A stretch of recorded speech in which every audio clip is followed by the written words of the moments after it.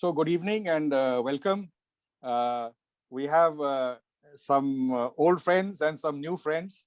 And I just welcome everybody, ladies and gentlemen. Thank you for joining.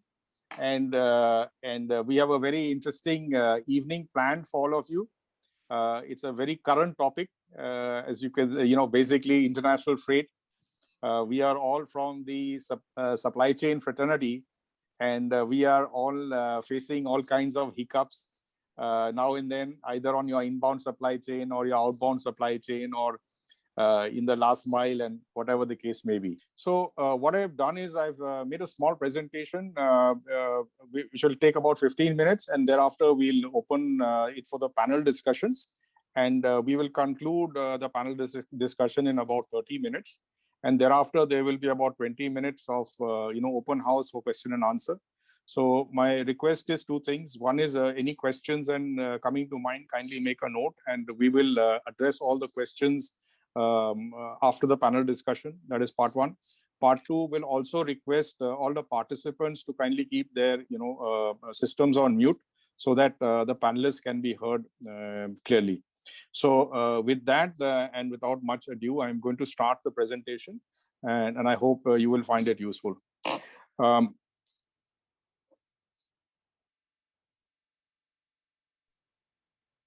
Okay, so basically, according to preliminary data released by the Ministry of Commerce, India's merchandise exports have nearly trebled in April, right, to about 30 billion.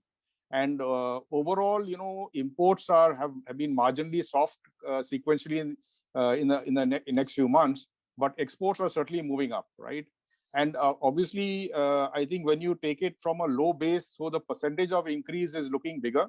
But a lot of the growth that is happening is based on the demand from many Western countries. So there is a westbound growth from India happening, right? So in this context, the global air cargo demand was actually 4% higher in March 21 as compared to March 2019, right?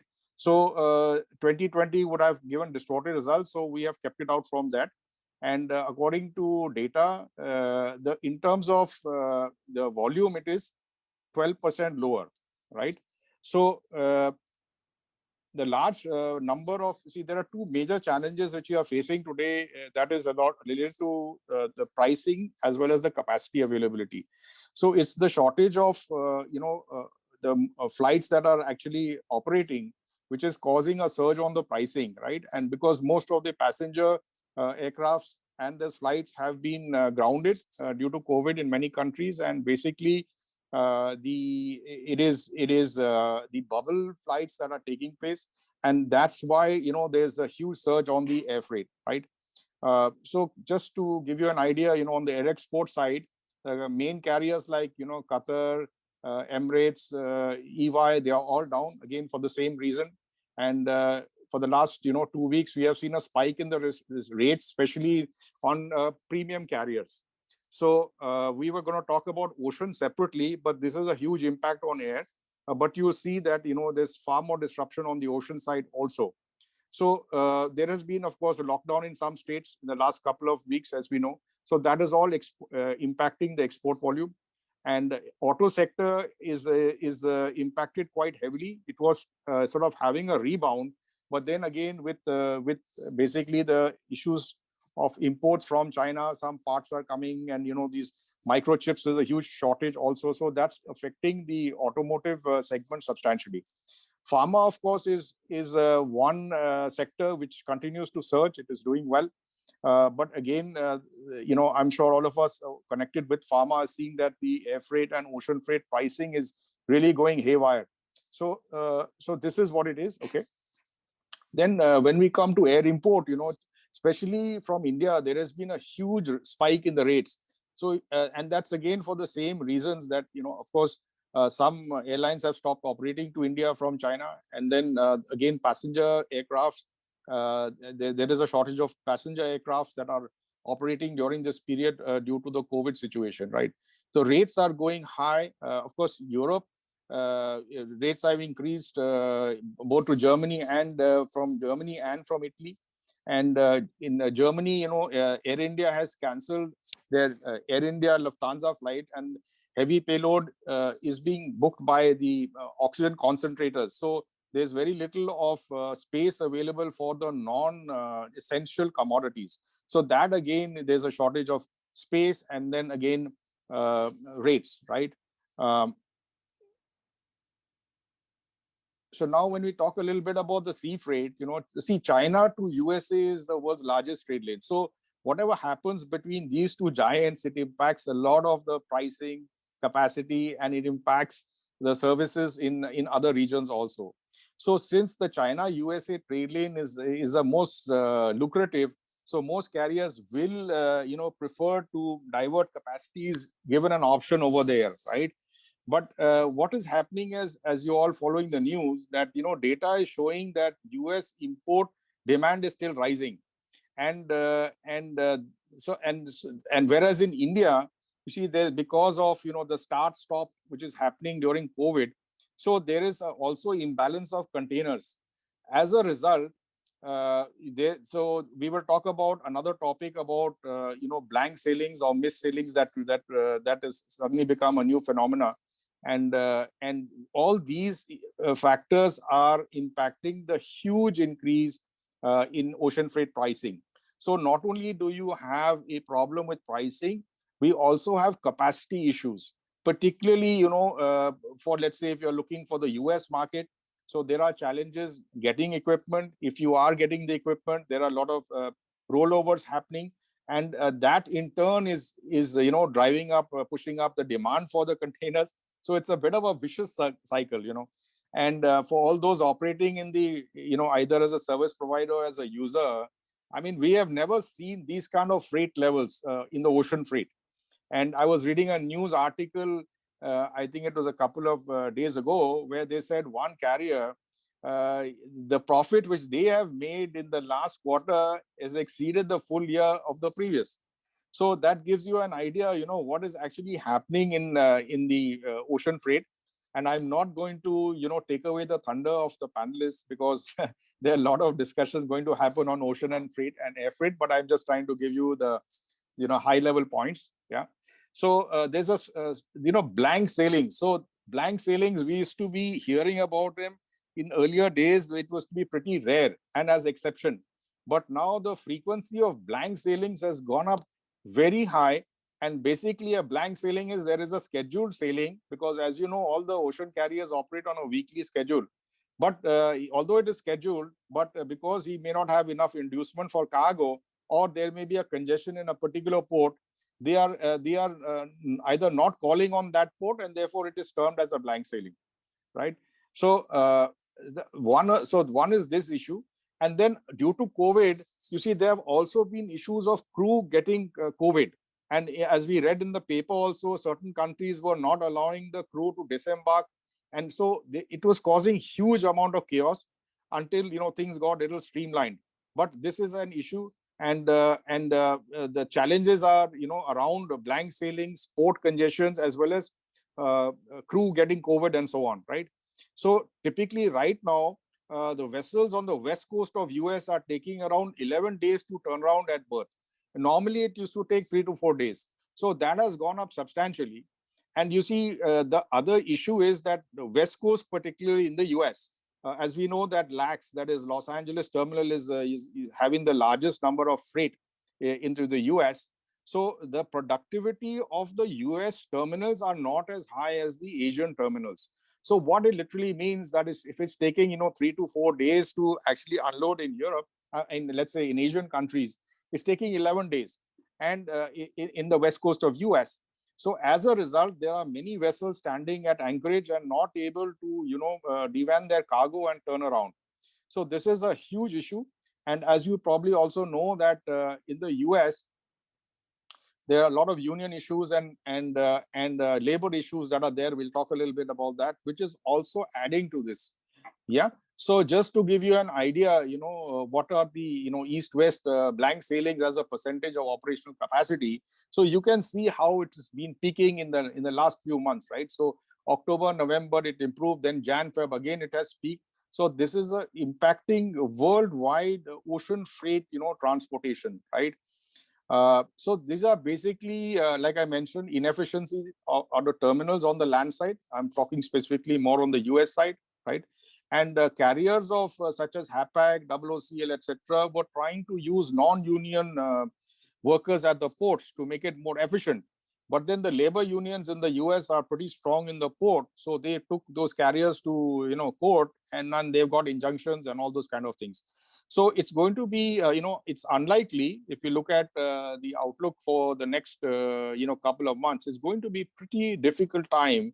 And the projections are that the situation is not going to ease in the near term. Okay, so that's what we can expect, but we'll discuss from with on our panel with our specialists.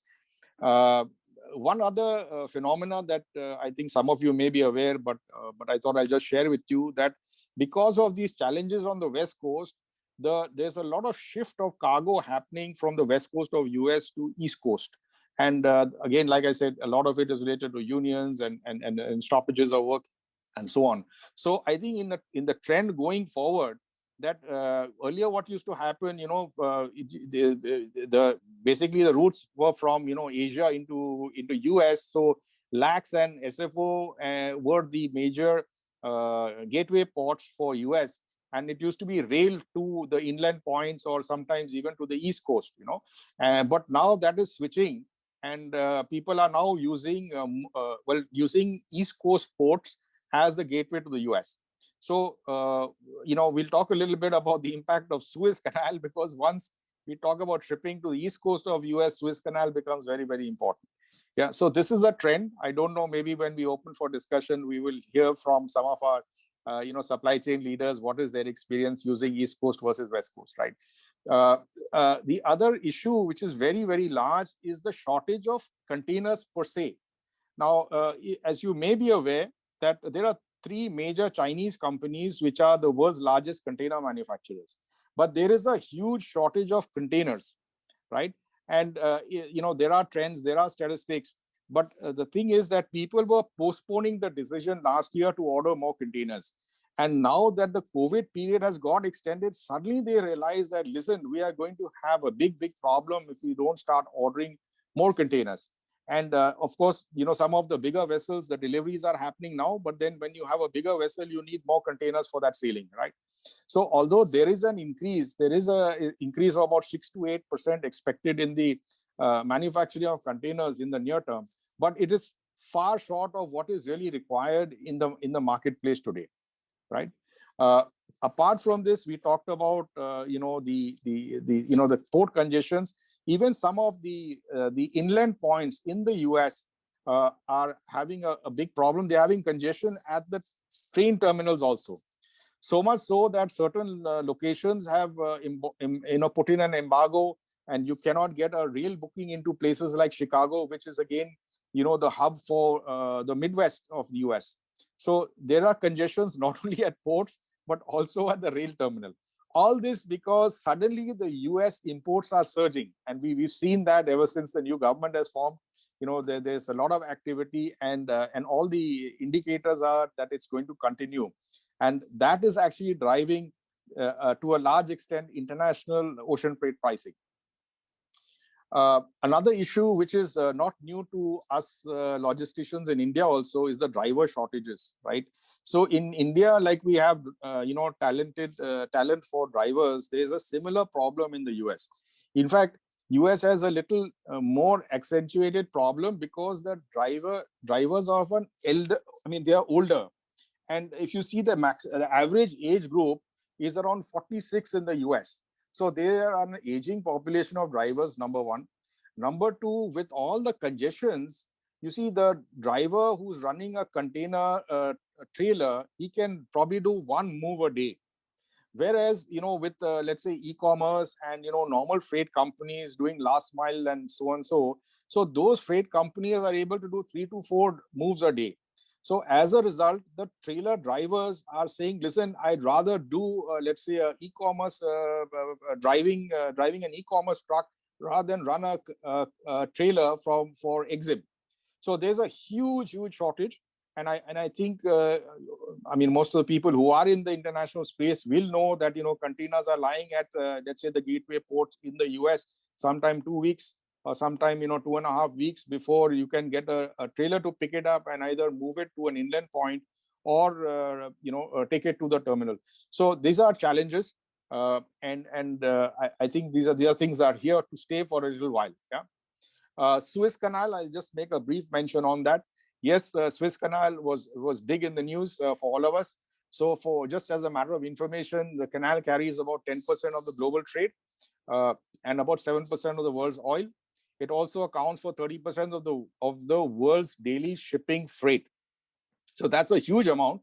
However, we are fortunate that, of course, it's got resolved, but it's not going to derail the global growth for that, because they were able to fix it.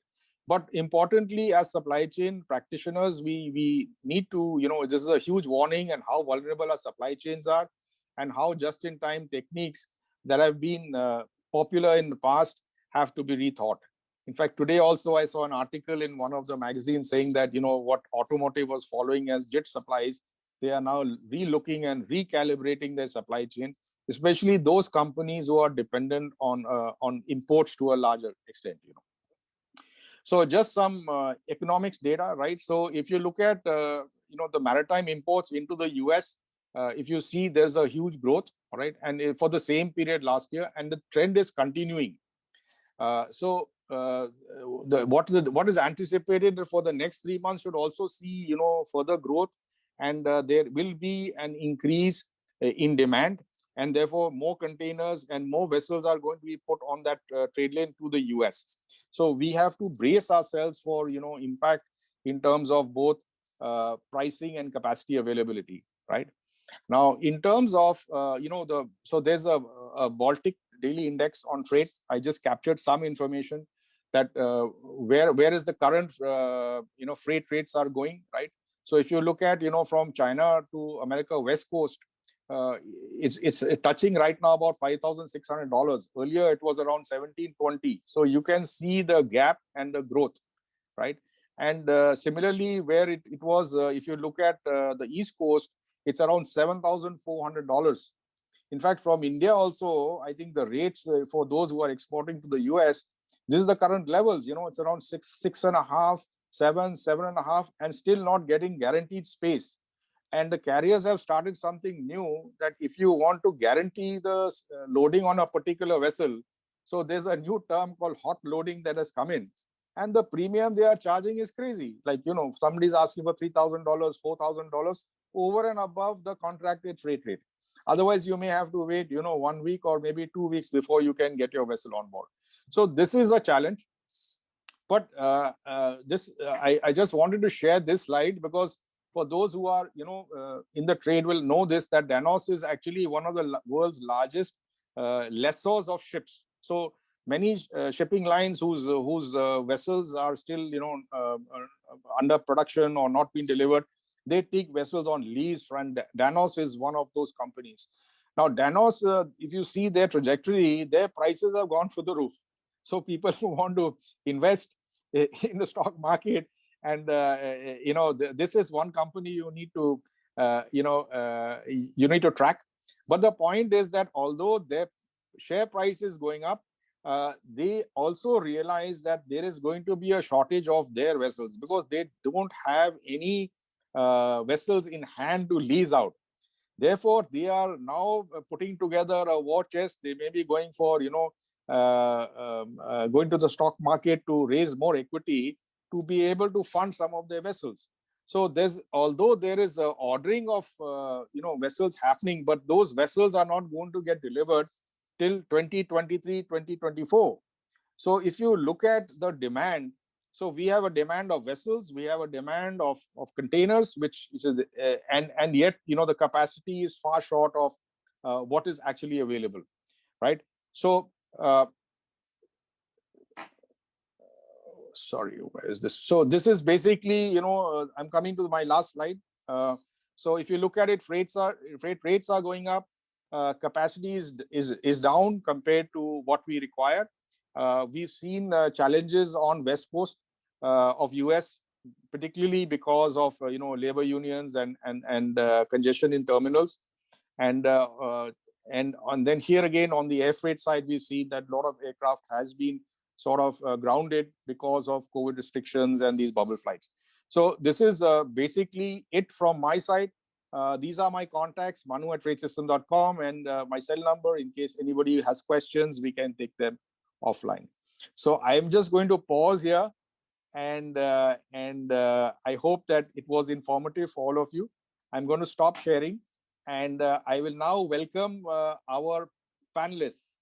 Okay, so we have a very interesting set of panelists who are from diverse backgrounds, and so I will request each panelist to introduce themselves. It'll take around 1 or 2 minutes. Just please introduce yourselves. So we will begin with Mr. TNS Sitaram. Over to you, sir. You kindly unmute, TNS. Yeah, Thank you. Hi. Yeah. Thank you, Manu. Thank you for this opportunity. It's an honor to be part of this event today and be a panelist. So my name is TN Sitaraman.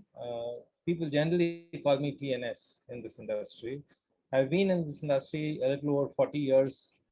After working for a little over 40 years, I recently quit working formally. I was the global CEO of Transworld Group's international forwarding division.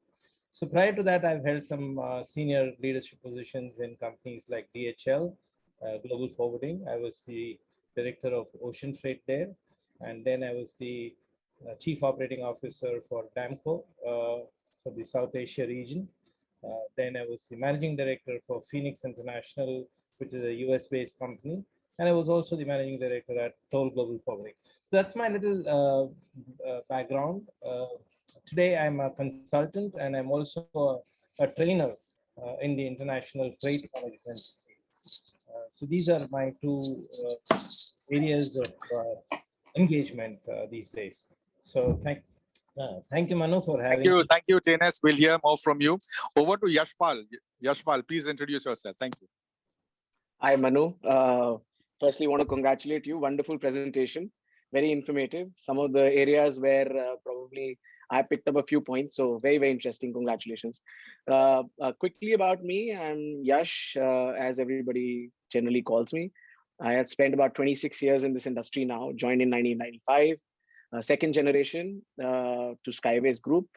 I have, the group is now spread over about 11 group companies. The larger part of the premier brand is Skyways Air Services Private Limited, which is the largest forwarder in India since 2017 in terms of the tonnage we handle. We have a full spread of ocean freight, road transportation, express and e-commerce, academy, IT. So a good spread of companies across the group. And I'm based out of Delhi, father of 3 kids.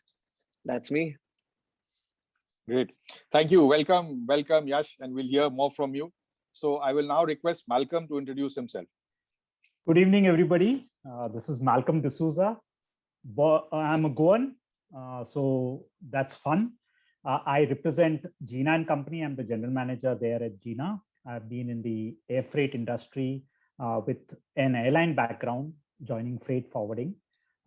Gina is in the logistics and transport landscape, a 120-year young company, because we learn every day, we innovate, we're agile, and we do freight forwarding, custom clearance, logistics, 3PL activities, warehousing, everything. That's a little bit background. Thank you, Manu.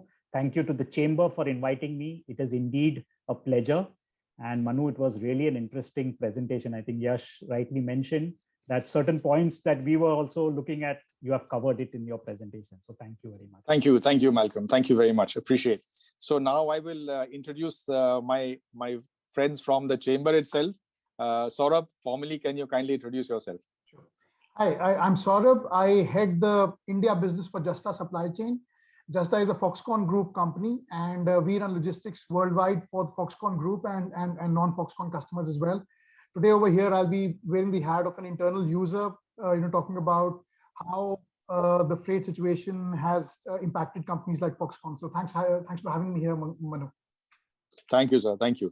Karthik, Yeah. over to you, Karthik.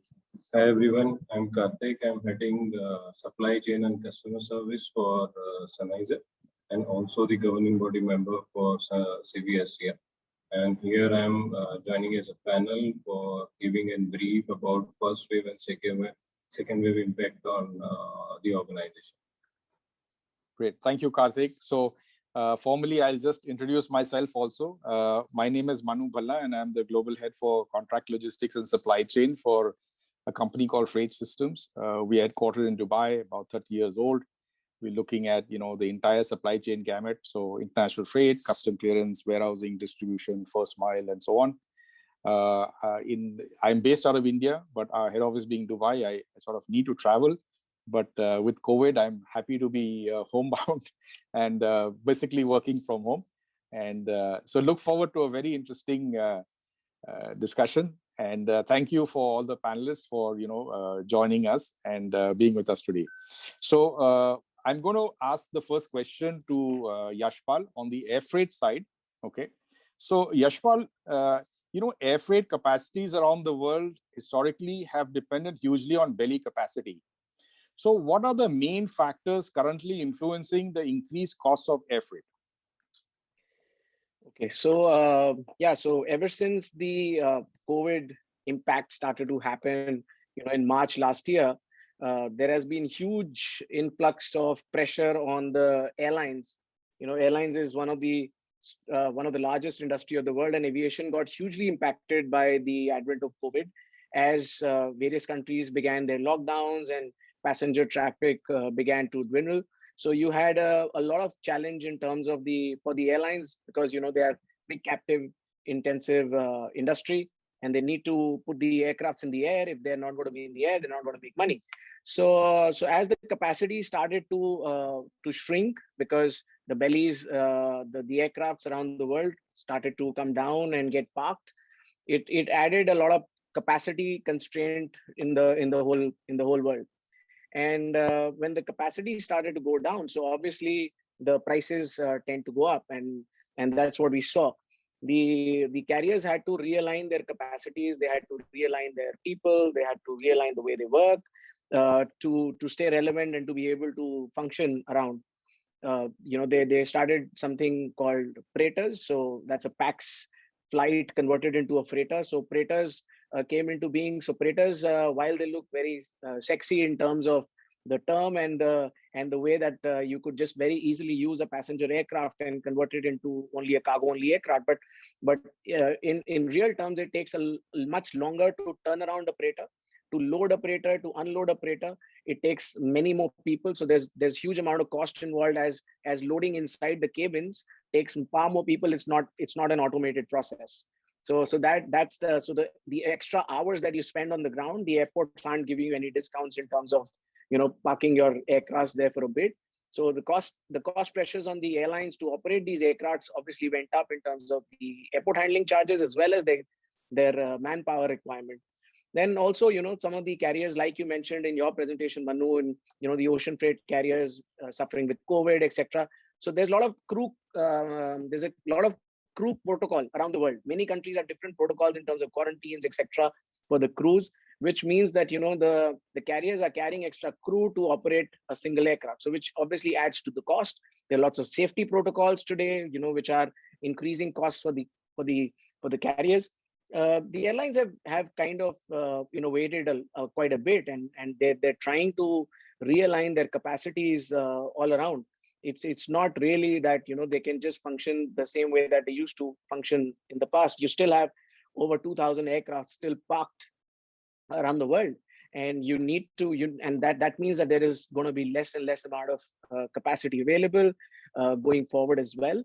So the cost is basically due to these factors that I've just mentioned, and the belly capacity will continue to remain in pressure till the time you have passengers coming back, which will mean that there is either herd immunity that sets in, vaccinations have happened. So unless and until there is enough, why belly capacity is important, because around the world more than 60% of the cargo that it used to move on the bellies of the passenger aircrafts. And because they are not there, so there has to be optimization of the freighter capacities which are there, And apart from that, the bellies, till the time they come back in the air, they will put a lot of cost pressures on the carriers. Thank you, Yash. That was very informative. I'll now request TNS to talk a little bit on the ocean freight side. So TNS, I have a couple of questions for you. So what is the current global ocean freight scenario? I mean, from your perspective, I did cover some of the points, but, since you are in the trade and you're consulting, please tell us, from your perspective and those of your customers. Yes. So thank you, Manu. Actually, you've covered quite a few points in your presentation, but nevertheless, there are only two topics that everyone hears about these days. One is the huge freight rate increase, and second, the space shortage. Beyond this, nobody talks.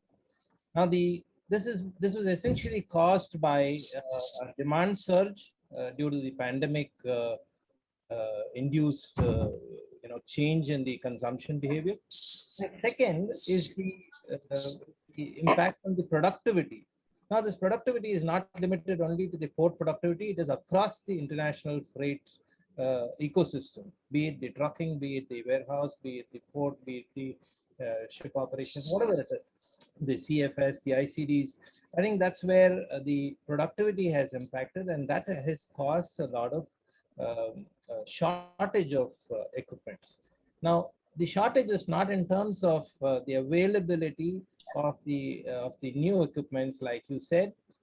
It's only because these containers are stuck in various parts of the world. They're not returning on time to Asia, which is where the demand is. So because of this, there is a huge a shortage at the Asian origins. Now, when you talk of Asian origins, essentially it is China. The rest of the world is secondary compared to what China does. Here in India, we do probably 10% of what China does, or maybe even less than 10% of what China does. So naturally, the impact on the freight rate is also more out of China. So just to give you a flavor, if you look at the 5-year average global freight rate, which is the weighted average freight rate, was about $1,850 for a 40-feet container until last year. And year to date, this average has gone up to $5,150. So you can imagine the kind of, and this is the weighted average for global freight. I'm not talking about any specific trade lane. So that's the kind of impact it has had. So when this surge happened in demand and the productivity went down, the freight rates started going up. People thought that these are a few temporary factors, but unfortunately, these temporary factors seem to be very stubborn. They're not going away. And now the second wave has also hit us, and it's going to hit us badly. Earlier, we had ships with 1 or 2 crew members who were infected with COVID. Now we have the entire crew infected with COVID, which means that ship is not allowed to berth in any of the port. So imagine you have a ship which is all crew members infected, and it has about 20,000 boxes on board, and you cannot berth that vessel in any port. Where is she going to go? So this is causing a lot of issues. And of course, like you mentioned, Ever Given was a problem, and in the Suez, it has completely disrupted the supply chain, the ocean and all that. So, so in my opinion, the port congestion and the container equipment shortages will remain an unwanted feature throughout this year and perhaps even the entire next year. It may probably reduce to some extent during next year, but this year it's not going to go away anywhere. So this is my opinion, the current scenario in. Thank you, TNS. So that was very informative. Now I'll request Saurabh from a customer perspective, from his customer perspective, since they are the lead logistics provider for Foxconn. So Saurabh, over to you. Thanks, Manu.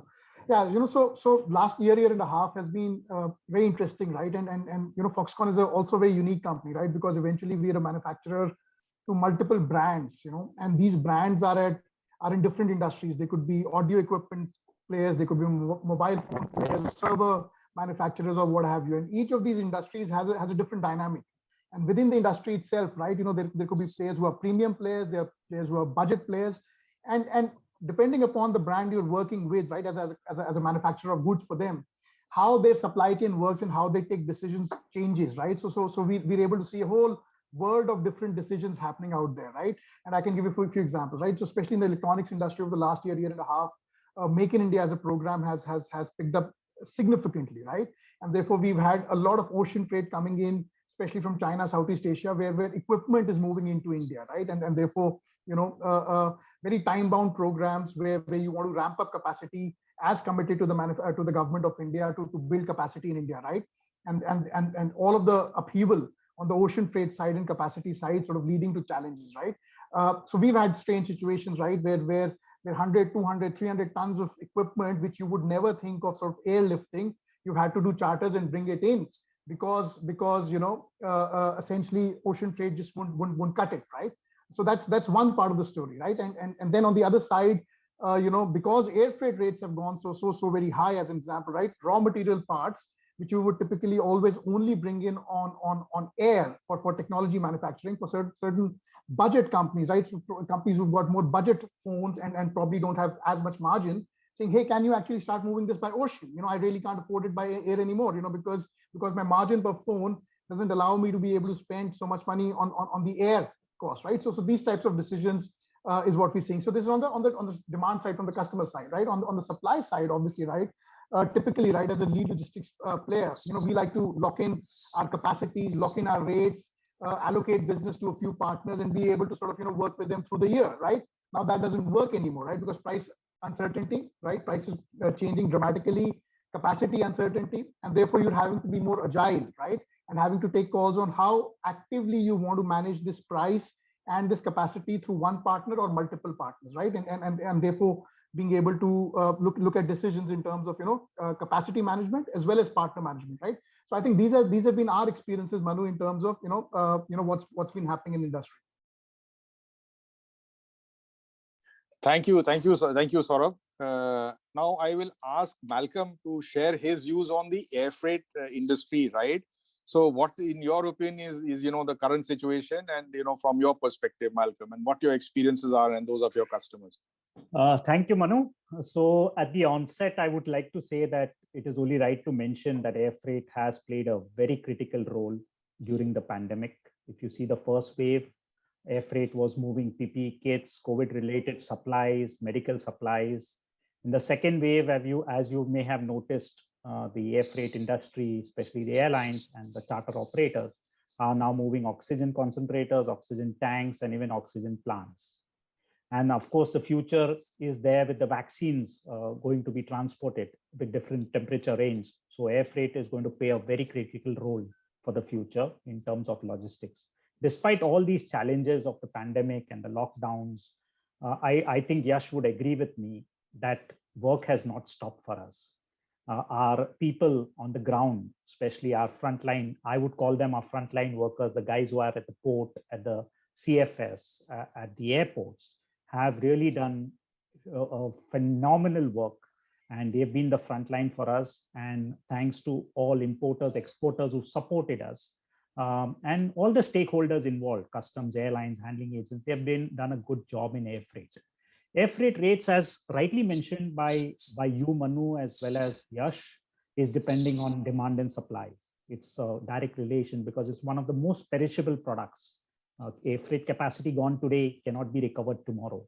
That's what I learned in the airline business.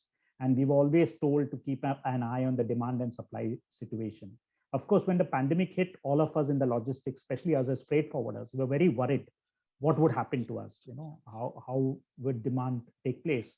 But we've seen a change. Traditional commodities being replaced, like garments and apparels being replaced by COVID material, pharmaceuticals, most recently oxygen concentrators, plants, tanks. E-commerce gathered space with work from home. Many people were ordering online everything. So that, in fact, though Yash will cover it, but it's right to I heard somewhere that it's 8 years before time that e-commerce has done well. So that's the industry which depends on air freight. COVID vaccines in the future will have its impact. Of course, the Suez Canal is something that happened in between, and the congestion at the ports also impacted the demand for air freight, because traditional ocean freight started moving by air in order to meet its deadlines. On the supply side, of course, as mentioned, the passenger flights had a reduction in capacity. And India is basically a market of belly capacity. I've been a freighter operator before, and India is dependent on the belly capacity. So I spoke to many carriers, and about 60% of the capacity just has gone off.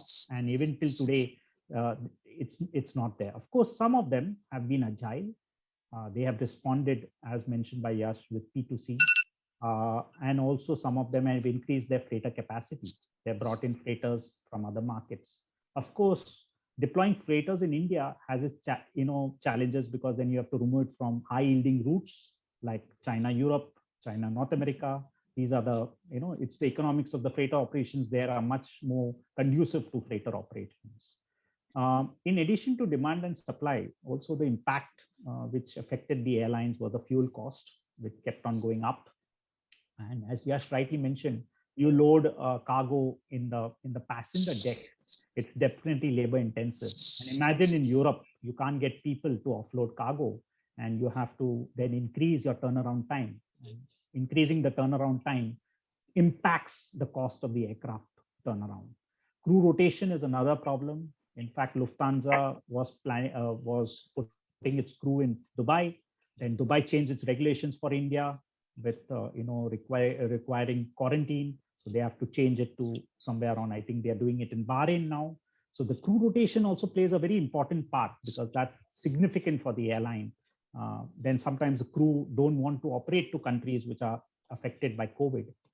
So those are the effects that they have. Labor shortage in many airports affected the cost of labor. At the end of the day, airlines are now looking for recovering the total cost from cargo. So where passenger revenue was contributing significantly, and cargo was only 18% of the total revenue of a passenger operated airline, it was only 18%. It has now reached to nearly 90%. So in fact, when I was in the airline industry, we used to be called the byproduct of passenger. Now it's the main product of passenger. You know what I mean? So today, airlines are dependent on cargo, and that's why the rates are going the way they are, because they have to recover all their costs from cargo. That's and the recent bilateral issues between China and India has also reduced the capacity from China, which has led to the withdrawal of fifth freedom traffic rights, which has impacted, of course, significantly freighters from Hong Kong, China into India. That's it from my side. Thank you, Manu. Thank you. Very, very interesting, Malcolm. And you brought some new points for us, which is very good. Thank you. Now, Yash also has experience in the last mile delivery and something on e-commerce. So I will request Yash, to tell us something about, how is the second wave of COVID impacted the, the last mile and first mile deliveries, and in terms of cost and service levels. And also this word hyper-local delivery is becoming a buzzword in our day-to-day world. So can you please share some light on that? Yeah, sure. So Manu, first and last mile operations, actually, everybody says that it got a shot in the arm with the pandemic. We heard Malcolm just talk about 8-year preponement of the business size for this industry. And it is quite true, the kind of opportunity that first and last mile operation has got around the world due to pandemic is absolutely sizable. But obviously it's brought a lot of complexities along with it, and along with the complexity, the cost pressures. What we just heard in the air freight industry, and from TNS we heard in the ocean side as well. This industry has also suffered similar issues with regard to cost pressures. The good thing only that this industry has is because a lot of industries shut down. So it attracted a lot of people, because this was one of the only industries which was functioning on the ground. So it attracted a lot of people. So it never went and had shortage of people. But still, there was a requirement for each of these first and last mile operators to recruit people which are way beyond what is required. If, for example, on an average, if you need 5 people to carry out a delivery, for example, now you would hire 8 or 9. So as to make sure that you have your people, even if, for example, somebody falls ill or there is another issue, there's a lockdown in a particular area and the person cannot travel to make the deliveries, etc. So you had to obviously have a higher number of people to carry out the same level of operation.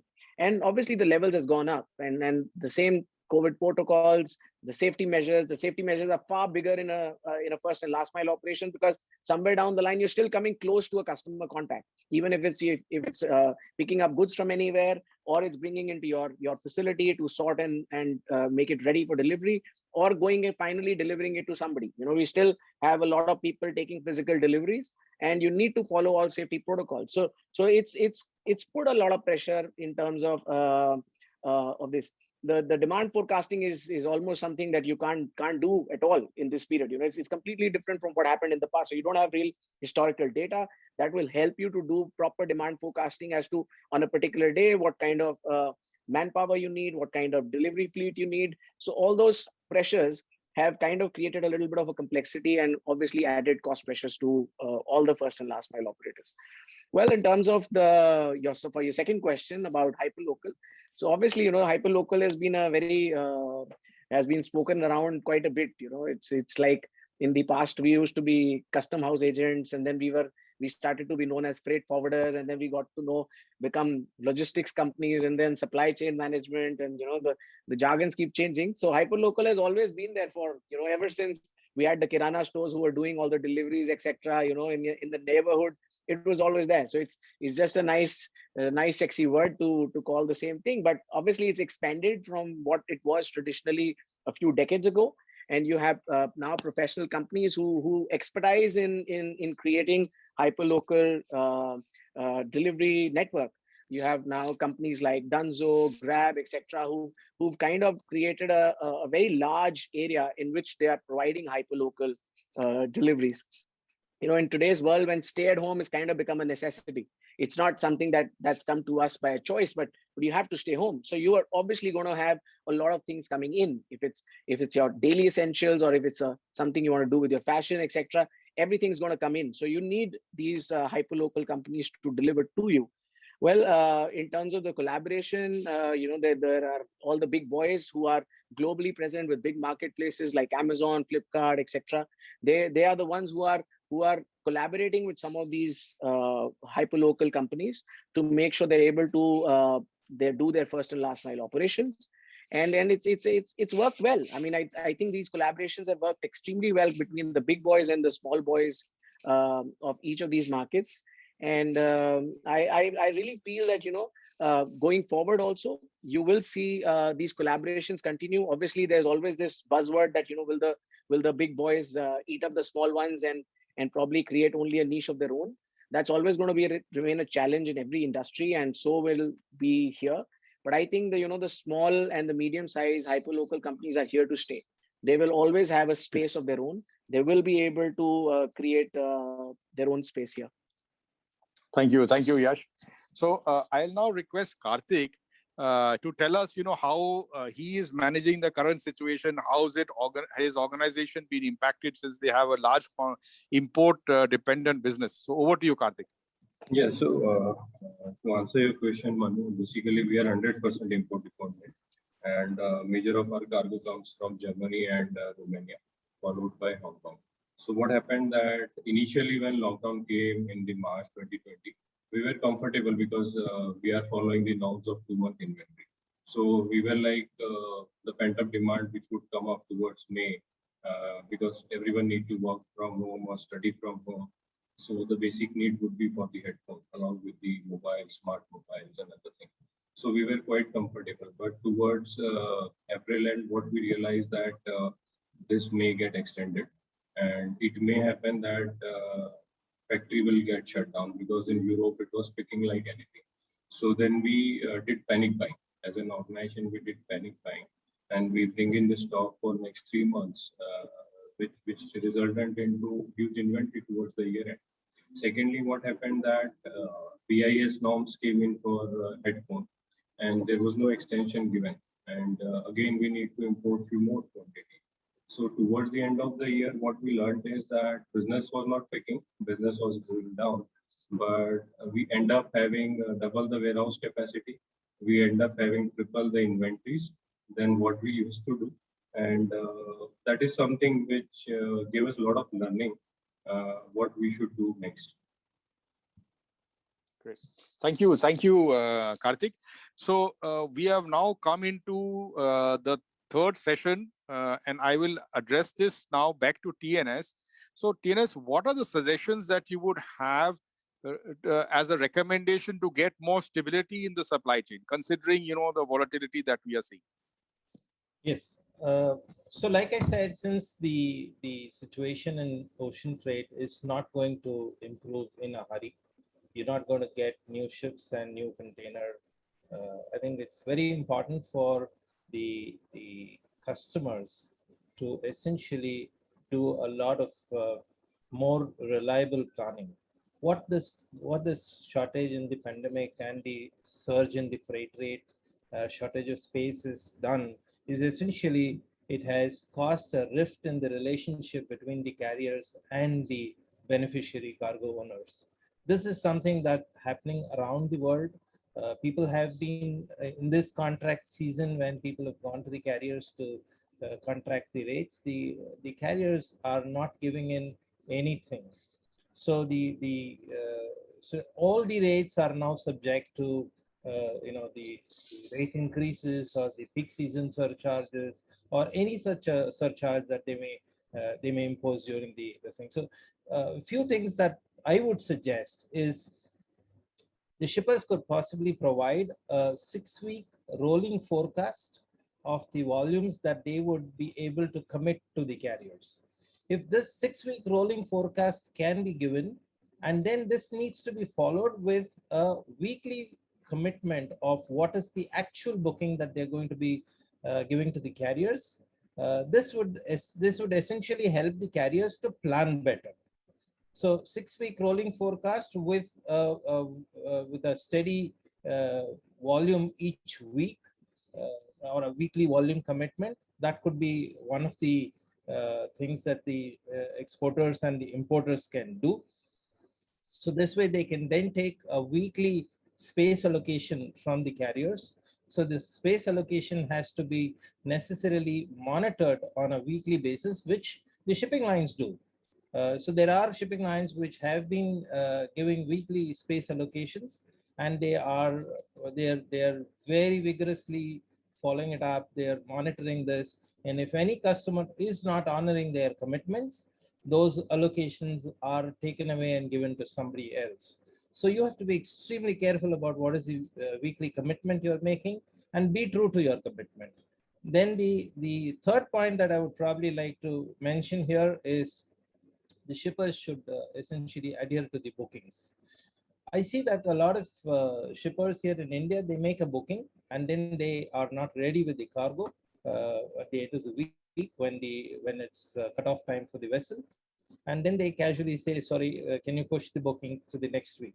So obviously the carriers are mercilessly imposing booking cancellation fee. And so that's going to be another thing. So it's not just the booking cancellation fee is a great money for the carriers, but that's a space lost. And that's a lot of, so essentially if you go in and see, it's not that all the ships are going absolutely overfull. There are no containers. The capacity for the container equipment availability is low. And then there's a lot of no-show bookings. So this is also causing a strained relationship between the carrier, because the carrier has given you a weekly allocation based on your commitment, and then you go back and say you want to cancel the booking or you want to postpone the booking, and that doesn't work. Then I would probably think, the most important thing is you become the shipper of choice for the carrier. If you can somehow build yourself to becoming the shipper of choice for the carrier, which essentially means that it has many aspects. Like I said, you forecast for about 6 weeks in advance, then you give a weekly commitment. If your cargo is a lightweight cargo, that's a cargo that the carriers love to carry. And then if you adhere to the booking and ensure that you hand over the containers on time, and then of course you pay the carrier on time, and most importantly, if you are digitally integrated with the carriers, that's something that the carriers want to be favoring. So these are the points that one has to take into consideration to ensure that both your rates and your space is well protected. The reason why I say this is because it's kind of on a week-on-week basis, these rates are changing. Just to give you a little flavor, the average freight rate from Shanghai to Rotterdam is about $8,900 for a 40-feet container today.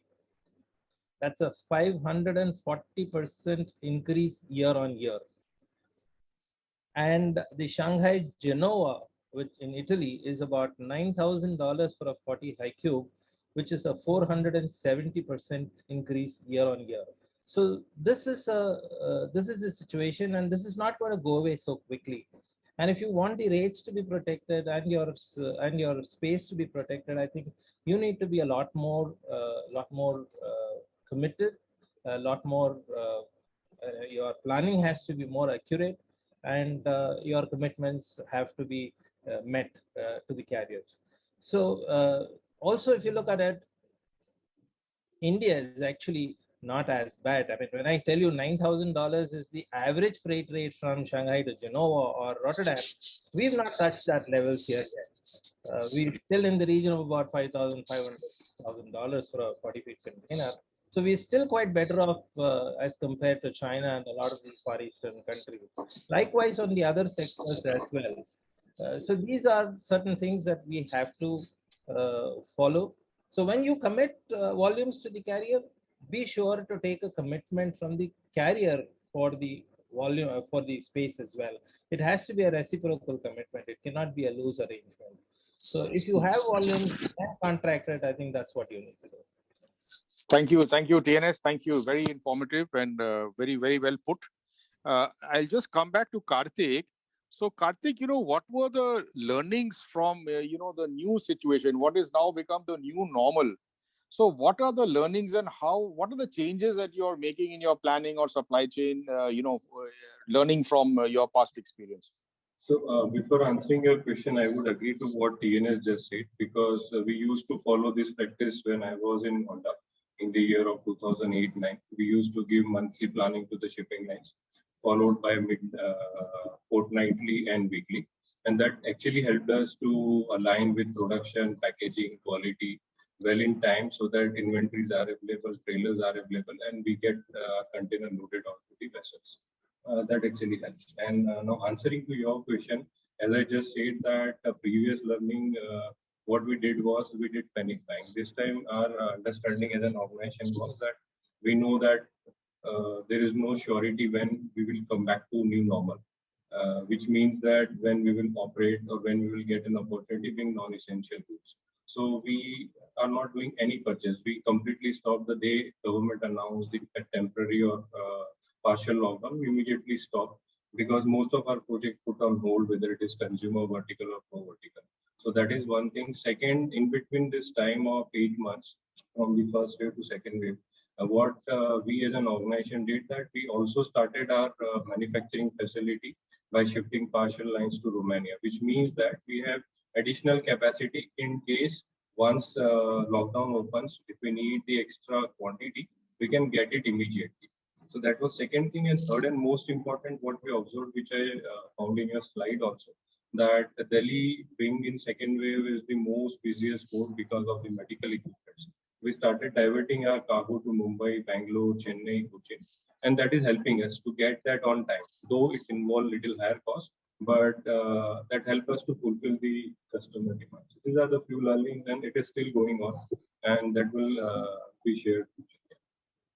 Wonderful. Thank you, Karthik. So coming to Saurabh, so what are the challenges you see going forward, and what are the solutions that you're offering to your clients? Sure, Manu. So I think, I think we all talk about supply chain planning, supply chain resilience, and, contingency plans and so on and so forth, right? This situation with so much upheaval, right? Perfect environment for seeing whether you really have tested contingency plans in place to be able to, manage capacity and flow, right? And I think when a crisis hits, right, and it's a crisis of this nature where everyone is in crisis, you're not sort of individually isolated in crisis. I think you tend to maybe not follow the script that you may have put in place to follow in a contingency environment, right? And because everyone is hustling, there's a lot of flux, right? So my learning and our learning has been that I think supply chains work well when you have the right partners to work with and you broadly follow through on those partnerships, right? And let that plan run its course, right? Because when those partnerships are tested to work together, right? Those partners come in and support you. They bring in capacity, they bring in price certainty, they work with you.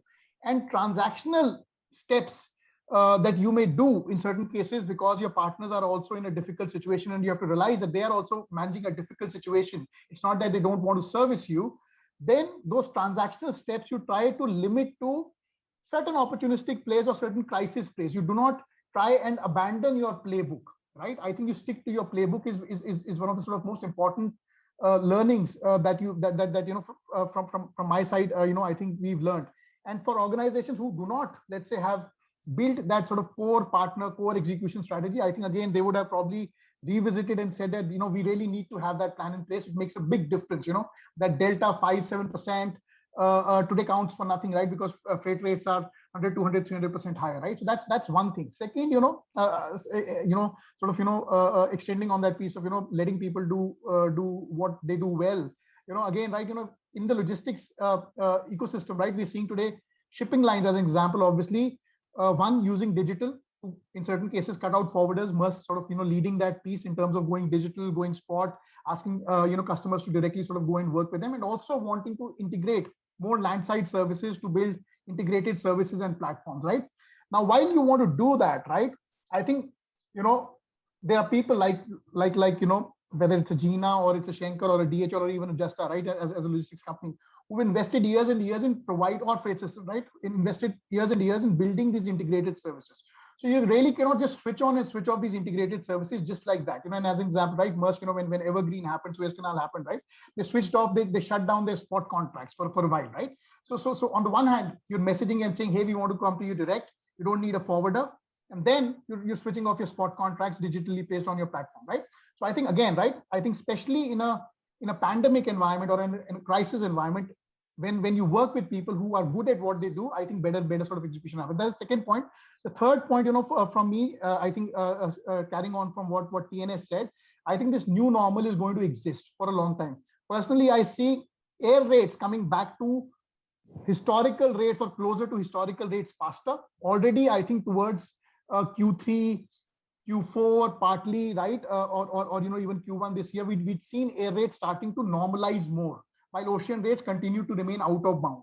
And I think probably, obviously placement of air capacity is more sort of, fungible and more flexible, right? You get passengers flying, belly capacity comes on board. You don't have containers and box equipment stuck. So I think air rates will probably start coming closer to historical rates faster.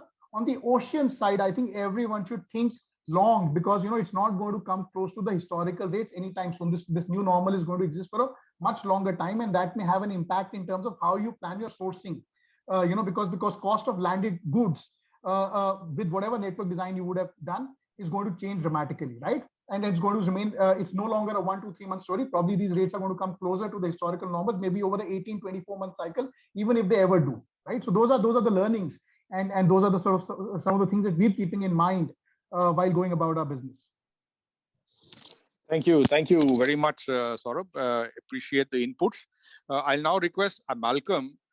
So Malcolm, in your opinion, we've heard, from some of the people, what are your views on the outlook for air freight? Yeah, thank you, Manu. Of course, one of the things that I would say is these kind of webinars, these kind of seminars, where we share ideas, we share information, collaborative efforts, to understand what's happening in the market is one of the first things we should be involved in. And it's very easy today with the way we can connect to each other. Of course, the need of the hour in air freight is more and more capacity. And of course, I would like to be actually nice of India. We missed a freighter operator for a long time, and SpiceJet has come out with that solution to a certain extent. So SpiceJet has started increasing flights when the Chinese carriers were not operating. They've added Beijing, Wuhan, Nanjing, Hong Kong to Calcutta, to Delhi. They've come in with USA, Hong Kong capacity, China, Singapore, so to Delhi, Bombay. So these are the carriers that I think are going to take us forward. Also, airlines like Vistara and Indigo are, I'm talking from the Indian perspective, are talking more of cargo than passenger. So they are also looking at converting passenger flights into freighters. Many airlines all over the world are also looking at that. My European counterparts, Asian counterparts are looking at converting the passenger flights into freighters, because we don't know how many aircrafts will be needed in passenger in the future, because people are used to now these webinars where you can attend, you can be in New York in the evening from India, and you can be in China in the morning. So you don't need to travel. So that is going to affect, of course, the bilateral ties between India and China is very significant and will play a major role in what happens, especially for those importing from China. The positive trends, of course, as rightly mentioned by Saurabh, I was amazed that he has picked up my point, is the things will change. The belly capacity will come back. Why it will come back is because you've seen USA already, 60% of the people vaccinated. Europe is also opening up. I think UK will has released certain restrictions, and they will be fully open, I think, by June. So that is going to impact movement, and everybody's tired. Everybody wants to travel. So there will be a belly capacity coming in. I see an increase also in the demand for traditional products also. So people, if they start going to work, they will order apparels, they'll order garments. Then carriers now are working on dynamic pricing. I'm sure Yash will agree with me. Every day, every hour, sometimes the rates change, because the carriers use, artificial intelligence, BI tools, digital tools to price themselves. Revenue management is looking at every flight as we speak. How much money can we make? So that also is impacting how things will be in the future. So I would say the outlook would be, or I would recommend to importers and exporters, is book in advance, secure the space. You're more likely to get a better price than if book later. Remember, in the passenger business, used to book towards the later part of the flight, you would always get it full. But if you booked early, you would get. So I would say plan yourself a little bit ahead of time. Revenue management of all airlines are looking at yield. Of course, not as rightly mentioned by Saurabh, not of the way ocean freight is going, but air freight will also look at that, because so priority, and most important, prioritize air freight, is very important. So if you need something urgent, there are various products by the airlines which provide immediate service, like an express product, a flash. Use those when you need to prioritize air freight. That's it from my side, Manu. I hope I've been able to justify. Thank you. So just, been very interesting discussion, I should say, and I hope all the audience also is appreciating, the inputs we're getting. Just one point I wanted to make, before I hand over to Yash, and that is, the e-commerce world. There are a lot of innovation happening. While we see there's a lot of capacity issues, there's a freight issues, but there's also simultaneously a lot of innovation happening. Particularly, we are seeing, in the e-commerce world. And like I mentioned, we started some e-commerce activity in Dubai. You won't believe the kind of, number of daily inquiries one gets, because we are part of this Amazon SPN. So, for freight. And there, because of air freight having these huge challenges, so there are a lot of inquiries for LCL freight, because of the cost. And so like somebody said, if somebody can plan it or look, have a rolling forecast for next week or going forward, a lot of shipments are, moving. Either now they are changing from air freight to LCL. But of course, the lead times have to be considered, and so many other things are there. But this is one trend that we are seeing. The second trend is, we always heard about sea air as an option, and that is also coming back. For landlocked places, you can have a sea to the major port and air to the last leg, or vice versa if it's an export shipment. So I think going forward, these are some of the things we will see. Also, what I've seen is, that smaller charter flights are now moving cargo. I mean, I'm sure that, some of my colleagues here, just like Freight Systems, we're also running charters. And, the smaller capacity, 30 tons, 20 tons, 25 tons, 30 tons. So earlier, one used to only think of the Jumbo 747, you need 80 tons of freight to have a charter. But now the smaller aircrafts are also being available. And of course, pricing is a challenge. But it's, the people are innovating. That was a point I was trying to make. Yeah. So over to you, Yash, just to hear your thoughts. And this will be the last question before we open it to the Q&A. Okay. So what are, the trends that you see, and what, what do customers need to watch out for in the near term? So many smart and super intelligent people have spoken just before me on the trends going forward. I don't know what should I add from here, but yeah, I mean, I just summarize from my perspective still on the points. So first thing first, capacity is the key, and capacity is less. So that's the first point that everybody needs to keep in their mind, that capacity is not going to get normal for at least 12 to 24 months. And this is going to be true across the board in all. So it's air freight, it's ocean freight. You will see that kind of a time frame, and this is what people need to keep in their mind. While to a certain extent, I agree with what Malcolm said and Saurabh said in terms of the capacities, the air freight pricing, etc., is got checked. But from my perspective, I'm not seeing air freight decent or even a relevant belly capacity available around the world till the mid of next year. Okay, so you're looking at about May or June next year, when you will see maybe about 60 odd % of the passenger capacity available for cargo. For us to go back to pre-COVID levels, you're looking at an late 23, early 24 kind of a scenario. Now, what is it that the customers need to do? I heard from Karthik what they have been doing, and they're wonderful things. Their customers need to go back to their drawing boards, look upstream, look downstream, both. They need to relook how they procure, how they buy. Something what Saurabh also mentioned, you need to look at your vendor list. Where exactly are your vendors based? How agile are they? Will they be able to service any kind of a lockdown or an opening whenever you need? How do you warehouse your business? You need to look at warehousing your inventory, your finished goods in different parts of the world. Don't go back to your pre-COVID levels and try and design your logistics. It's a different world, and it's going to remain different for the next 2 to 3 years. So it's very important that the customers realize this. They must understand that the pricing is not going back to those levels. And when Saurabh mentioned about the delta of 5-7% of in the freight, it's very small percentage in terms of your total product cost. So don't put so much of stress on saving that 5% now. You delivering to your customers in the requisite time and making sure you're not making your product obsolete by the time you get there is the key. So that's on the customer side that I feel they need to be very, very clear on the redesigning process. I'm glad that when Karthik mentioned that they're using different ports, you need to look at different airports, different ports on the origin side, on the destination side. There is a lot of innovation which is possible.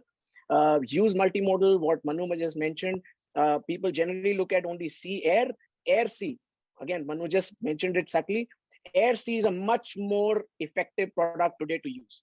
You must know exactly how much inventory or your finished product you need to move by ocean. Use air freight very smartly, and there's a lot of cost savings. You will be surprised as to how much you will save in terms of your own logistics cost when you use air freight smartly. So this is a few points that I would just like to mention from my side. Great. And I don't really see carriers will continue to position their yields very aggressively. Let's be very honest about it. Don't try and think that if it's air freight or it's ocean freight, you're seeing the prices to go down. Next 12 to 18 months, they're going to be range bound in where you see them now. Maybe you'll see a check of about 10% in this period, but you're not going to see much. So don't stress too much on the freight. Realign your logistics cost to your product. Plan better. Thank you, Yash. So that ends our panel discussion, and now I'm opening it to the house, and we'll be happy to answer some of the questions. I can see there's one question from our good friend Dharmesh. So, and basically, I think this is around the ocean freight capacity. So I'll request TNS to respond. What is the outlook on ocean freight and capacity between India and China? Yeah, so the capacity between India and China has a great potential to increase. So what happens? Little disturbance, TNS, from your side. Little. Okay, yeah, go ahead, please. Yeah, okay. Can you hear me better now? Am I better? Yeah, we can hear you. We can hear you. Okay. So so India China is one of the, in terms of the imports, perhaps it's the biggest trade lane that we have as far as India is concerned, and that's one trade lane where the capacities have constantly increased, and when we get newer and newer buildings, which are the new ships that are introduced elsewhere in the world, then the smaller vessels from those sectors are being repositioned or being deployed on the trade routes between China and India. So that from that perspective, when you have new ships coming out of the shipyards, going into the either the Asia-Europe sector or the Asia-US sector, that will free up some capacity from those sectors, and that are usually placed on the China-India sector or China-Middle East sector. So given that, the rates will probably stabilize a little sooner than the other sectors. So this is my reading of the thing. And also we have to understand that there is a lot of NVOCCs that operate on a slot charter basis between the Southeast Asia, North Asia, and India. So there is competition as well there for the carriers. So they cannot easily bulldoze their way through with rates and space capacity management in these areas. However, when it comes to either Trans-Pacific or Transatlantic or Asia-Europe or India to Europe, you don't have these small NVOCCs operating, and therefore it is a field day for the carriers, and they do what they want. That's where they rule. They impose all their rules there. So for us, China, India, as I see it, we will have some increased capacities coming soon. Every year there has been an increase in the capacity, either in terms of a new shipping line coming in, or increase in the size of the vessel. So they pull out the smaller vessels and bring in the bigger vessels. So this also depends on how the ports in India are able to handle. So we have Mundra port, which has got a very good draft. There is no problem in terms of the vessel berthing in Mundra. They've got a draft beyond 18 meters, 18 to 19 meters draft. So that's one port that can handle any size of vessel. Nhava Sheva is a little challenged. So we don't have, at the berth, Nhava Sheva is able to deliver only about 14.5 meters to 15 meters draft. And that is also after constant dredging. So the channel draft could be 17 to 18 meters, but at the berth, it's only about 14.5 meters. So there is a capacity limitation in terms of the size of the vessel that can berth in Nhava Sheva. Chennai and Cochin and Tuticorin and Calcutta is less said the better. But the other ports don't have these kind of draft availability. So the draft is just about 12 meters in these ports at the berths. So maybe if the capacities are increased, it will be more towards Mundra and Nhava Sheva and not to the other ports. Correct. Good. Thank you. Also, I don't know about like Krishnapatnam and some of the other ones, because now what the newer ports under the Sagar Mela program, they are providing a rail connectivity. So I've seen some customers who are importing from the east side, they are using the eastern seaboard. Of course, Calcutta is in trouble. So although Vizag is primarily, a bulk terminal, but Krishnapatnam, I'm hearing good things about, and and the rail connectivity and bonded movement is also improving. So I think the innovation is going forward. There will be new things coming up, but the other challenge is that they start and stop happening even in the manufacturers here. that, some factories are having shutdowns, if more than 10% or 15% of their staff are having COVID. So it's becoming it is a challenge. I think we have to brace ourselves, be strong, and keep innovating and doing interesting things. So there's one more question. One point, sorry, Madhu, yeah, before we sure. move on. Yeah. You mentioned about the Eastern Seaboard. The Eastern Seaboard connectivity to the hinterland is hampered simply because the rail is a single track rail. Yeah. Whereas, on the western coast between North India and Western India, it's a dual track. Correct. So the train connectivity is much better on the western side, and also the consumption is maximum in the western and northern as compared to the eastern part. Absolutely. Yeah, I agree with that. But I'm saying that this is a new route again, so that that there is a development happening now. Like since Adani has taken over Krishnapatnam, so they are connecting it with the linkages, and they will be expanding in future. Probably, I don't know if they can do a double stack train in the near future, but definitely I think we'll be hearing more about it. Yeah. So one more question is there. That is that is from Ashish himself. That are the blank sailings expected to go down in the near future? So TNS, you want to take that? Yes. So last 2 weeks, there were 20 cancelled sailings across all the major trade lanes. So when I talk about major trade lanes, I talk about Trans-Pacific, Transatlantic, and Asia to Europe. These are the biggest trade lanes. So in the last 2 weeks, there were a total of 20 blank sailings on a total of about 496 weekly sailings. These lines have now announced another 20 sailings for coming 2 weeks, which will be cancelled. So this would be this is for the next 2 weeks. Now, in long term, what will happen is this is something that the shipping lines have understood, that it is a kind of it's kind of an advantage for them to constantly keep blanking the sailings so that they can keep the rates high. Right. And this is something that they learned way back in 2008-9 during the crisis, when the rates went into a bottomless pit. So in order to bring the rates back, they did a lot of blank sailing, and that's something that they have learned over so many years. So that's something that they're not going to give up, even if let's say another 30 or 40 new ships come into service tomorrow. These blank sailings are something that the shipping lines will use constantly to keep the rates up. So to expect the rates to go back to pre-COVID level, I mean, I'm not talking about pre-COVID levels, I'm talking about the 2008, 9, 10, those rate levels, it's not going to happen. So once the rates have gone up, they're going to stay, but they may marginally come down.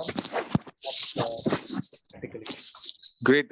Also, like you said, the rates they are trying to push up. Secondly, the inducement of cargo will be better because, like TNS said, if the vessels, a lot of cancellations last minute, the vessel may be only having 80% full. So when they are doing the blank sailing, there's a pent up demand, and so they are, having almost, 90%, 95% actually be able to fill the ship. Because the previous week there's a rollover, so therefore that cargo is expected this week.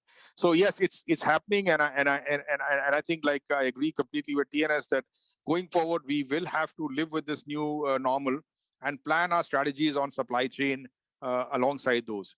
So any more questions from the house? You've been a very patient audience, and I think we've sort of taken the entire 90 minutes of our planned slot. So if there are no further questions, I will hand it over to our president, Umesh, to give a closing remarks.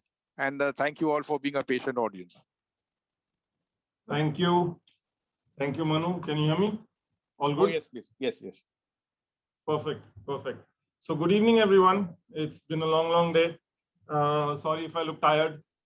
We've started a lot earlier. We are trying to get some vaccination camp at one of our plants. So I am also the Vice President for supply chain for Hindustan Coca-Cola, based out of Gurgaon.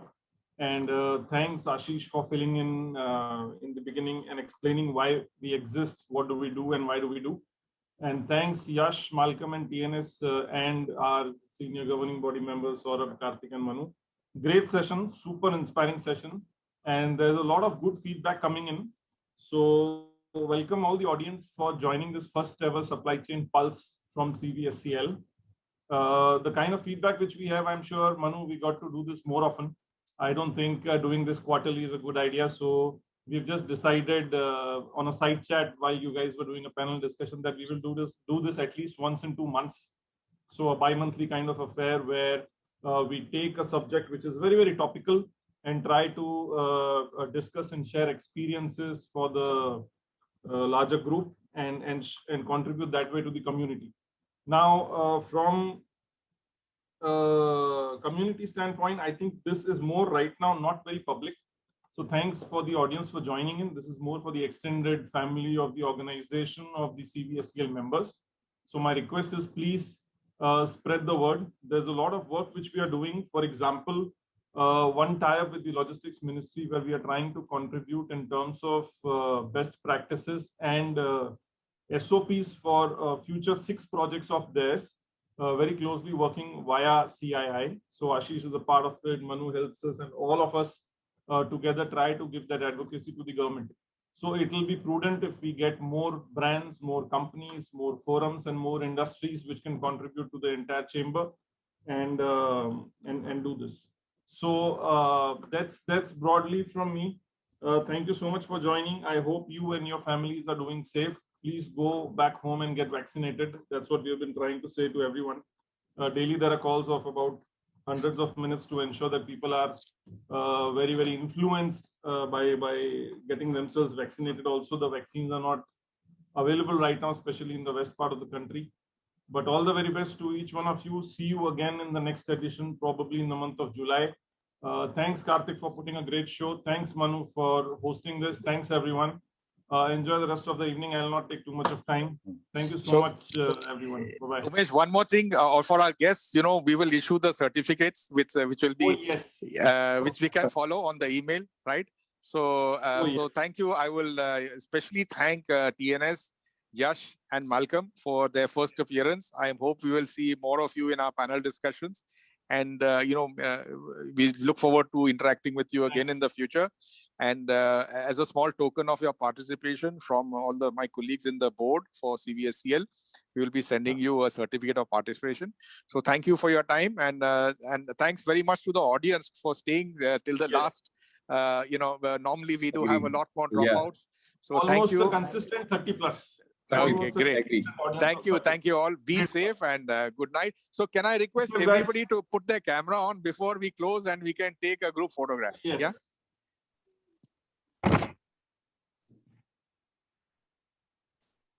Hi, Mani and Nikhil, Alagu, good to see you.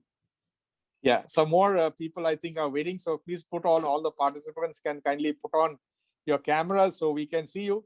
It doesn't matter if you're wearing, casual clothes, it's all right. Yeah. Unless there are clothes, it's fine. Yeah. As long as okay. Yeah. So I'm gonna take a shot, right? Yeah. And but then, guys, while you're taking the picture, Manu, I should just really thank all the panel members and also appreciate the points that were made. Exactly, very, very insightful conversations. And this 90 minutes, the way it went, I couldn't even realize that we spent 90 minutes on it. Thanks a lot to all of you for having shared your insights from your respective industries. Thank you very much.